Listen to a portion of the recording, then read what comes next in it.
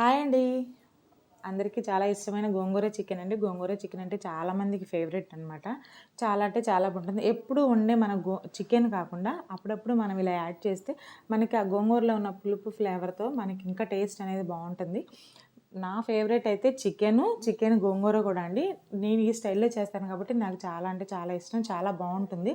ముందుగానే శుభ్రంగా కడిగి పెట్టుకున్న గోంగూరని ఉడికించుకొని ఒక గిన్నెలో పెట్టి ఉడికించుకొని మనం పక్కన పెట్టుకోవాలి. గోంగూర మనం ముందే ఉడికించుకోవాలండి.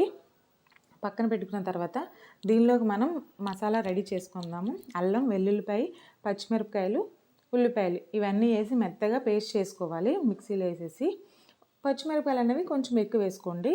ఇప్పుడు 4 వేసారనుకోండి, ఇంకొక 2 అట్లా. ఎందుకంటే గోంగూరలో ఉన్న పులుపుకి మనకి కారం అనేది ఎక్కువ పడుతుంది. అందుకని వేసుకొని అవి మిక్సీ పట్టుకొని పక్కన పెట్టుకున్నాక మనం ఒక స్టవ్ మీద కళాయి పెట్టుకొని దానిలోకి ఆయిల్ వేసుకోవాలి. ఆయిల్ కూడా ఒక స్పూన్ ఎక్స్ట్రానే వేసుకోవాల్సి వచ్చిందండి. మనం రెగ్యులర్గా వేసేదానికన్నా ఇంకొక స్పూన్ వేసుకుంటే మనకి బాగుంటుంది. దీనిలోకి మన మసాలా వేసేసి ఇవి గోల్డెన్ బ్రౌన్ కలర్ వచ్చే వరకు, అంటే దీనిలో ఉన్న పచ్చి వాసన పోయే వరకు మనం దీన్ని ఫ్రై చేసుకోవాలి. పచ్చివాసన పోయి ఆయిల్ బయటికి తేలుతుంది అన్నప్పుడు మనం దీన్ని పర్ఫెక్ట్గా మనకు పచ్చివాసన పోయిందనేసి తెలిసిద్ది అనమాట.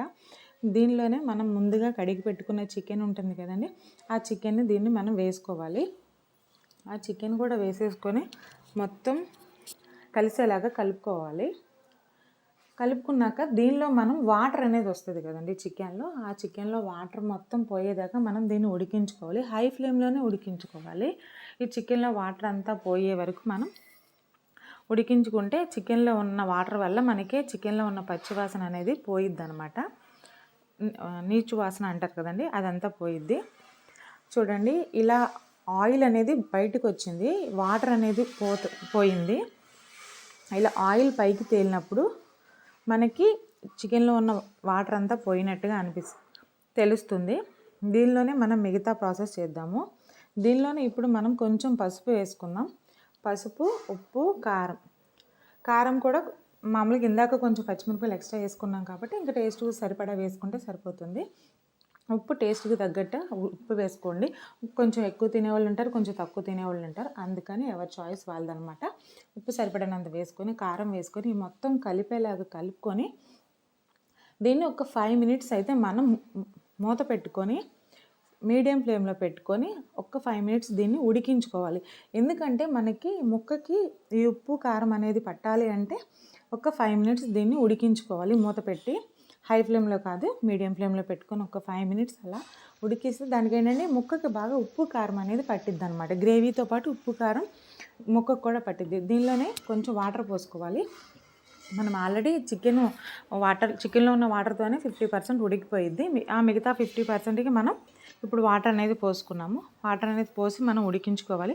ఉడికించుకున్నాక ఇలాగ మొత్తంగా గ్రేవీ వచ్చేసేయకుండా కొంచెం పలుచగా ఉన్నప్పుడే మనకి గ్రేవీ అనేది మనం మిగతా మసాలాలు యాడ్ చేసుకోవాలి.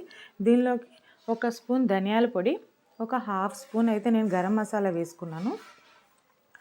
మసాలా వేసుకొని ఇవి మొత్తం చక్కగా కలిసేలాగా కలుపుకోవాలి. ఎక్కువ మసాలాలు కాకుండా మన ఇంట్లో ఎప్పుడు ధనియా పొడి, గరం మసాలా అన్నీ మనం వేయించి పక్కన పెట్టుకుంటాం కదా, అదే మిక్సీ పెట్టుకొని పక్కన పెట్టుకుంటాం కదా పొడి చేసుకొని. ఇలా ఈజీ ప్రాసెస్లో చేసేసుకోవచ్చు.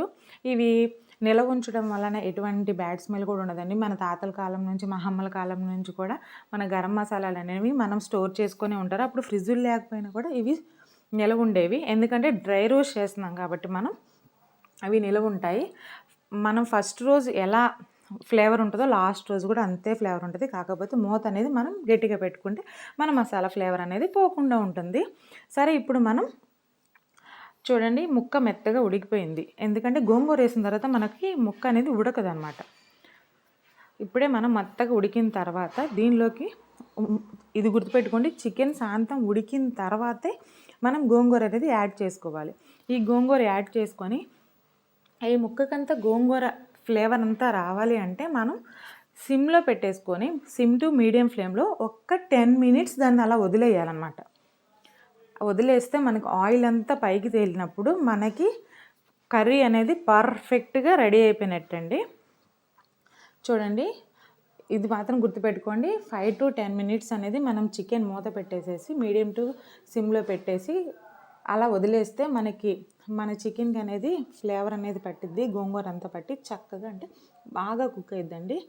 నేనైతే ఎప్పుడు ఇలానే చేస్తాను, పర్ఫెక్ట్గా కుదిరిద్ది. మీరు కూడా ఒకసారి ఇలా ట్రై చేసి చూడండి. ప్లీజ్ లైక్ చేయండి, సబ్స్క్రైబ్ చేయండి.